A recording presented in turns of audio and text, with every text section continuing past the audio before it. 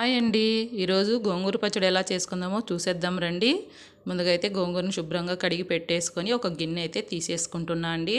ఈ గిన్నెలోకి తగినంత పచ్చిమిరపకాయలు, టమాటా, 4 రెబ్బలు చిన్నులపాయలు, ఇదిగోండి కొద్దిగా జీలకర్ర, మెంతులైతే వేసేసుకున్న, తగినంత చిటికెడు పసుపు కూడా వేసేసుకుంటున్నా అండి. ఇదిగోండి ఇలా వేసేసుకొని స్టవ్ అయితే వెలిగించి ఒక స్పూన్ ఆయిల్ వరకు అయితే వేసేద్దామండి. ఇలా మూత పెట్టి ఒక 5 నిమిషాలు అయితే మగ్గబెట్టుకోవాలి. ఇప్పుడు ఇందులోకి శుభ్రంగా కడిగి పెట్టుకున్న గోంగూరను అయితే వేసేసుకుందామండి. ఇదిగోండి ఇలా వేసేసుకొని మూత పెట్టేసుకుందామండి. కొద్దిగా కొత్తిమీర కూడా వేసేసుకుందాం. వేసేసుకున్న తర్వాత చూడండి ఎలా ఉడికేసిందో. దానికి తగినంత బుడ్డల పొడి అయితే వేసేసుకుందామండి. ఇదిగో బుడ్డల పొడి వేసేసిన తర్వాత ఈ పచ్చడికి తగినంత ఉప్పు కూడా తీసేసుకుంది. బాగా ఎనిపేసుకోవాలండి. ఇలా ఎనిపిన దాన్ని తాలింపు అయితే పెట్టేసుకోవాలి. ఇలా తాలింపు పెట్టుకొని ఒక గిన్నెలోకి తీసేసుకుంటే సూపర్ టేస్టీగా ఉండే గోంగూర పచ్చడి రెడీ. Thank you.